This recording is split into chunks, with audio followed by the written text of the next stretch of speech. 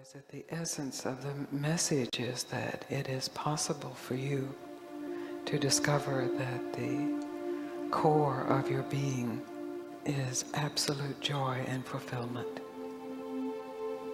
And it is possible to discover that without changing a thing, or without anything not changing. That it is possible to discover it in this moment and in any moment. An exalted moment or a horrible moment. And that I'm here to support you in that discovery, as my teacher supported me, by means of inquiring into the truth of who you are, which is underneath the story of who you tell yourself you are. The story of who you are is constantly changing and mutating and regressing and elevating and falling down, and with enough power accumulated gets to be actually, as everyone in this room has experienced to some degree, a pretty good story. But the story will never fulfill you because it's not the truth of who you are. And the truth of who you are is present underneath the story. So that the inquiry into the truth is the inquiry into what is untold. Not what you have created, but what has remained uncreated. What is present here, regardless of creation, regardless of gain or loss.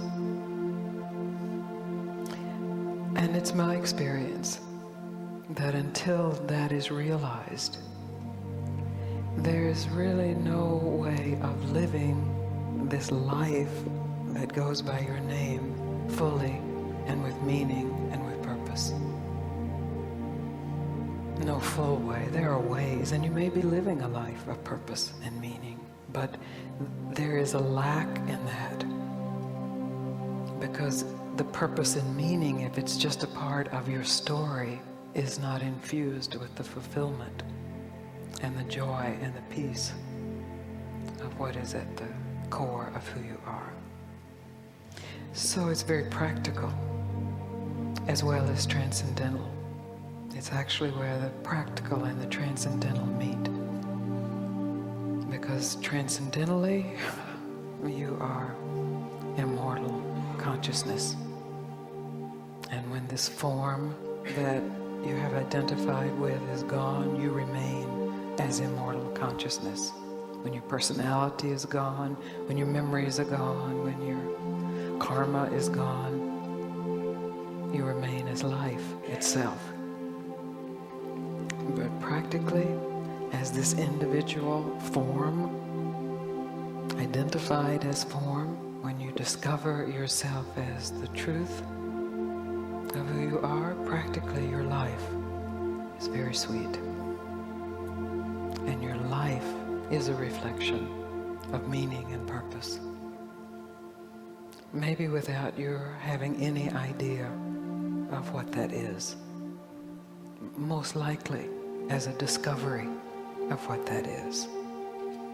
So I'm not speaking of purpose and meaning as some goal that you get to faster when you know who you are, but as the revelation of yourself as inseparable from all of humanity, from all of all species, from all of all.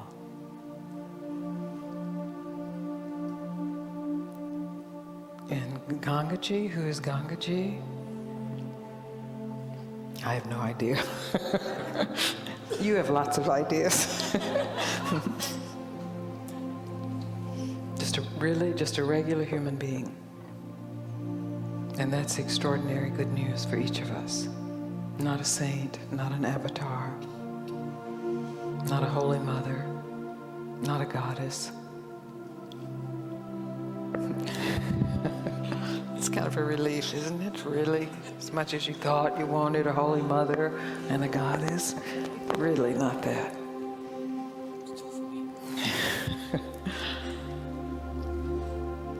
But someone who is regular, normal, ordinary, with ordinary ups and downs, ordinary miseries, ordinary blisses, and the extraordinary good luck to have had someone with enough power and grace say to her, stop telling your story and see what is here. And in this greeting, I invite you to stop imagining who I am, to stop imagining who you are, to stop imagining what enlightenment is, to stop imagining what fulfillment is, to stop imagining what your future will be, and to stop imagining what your past was,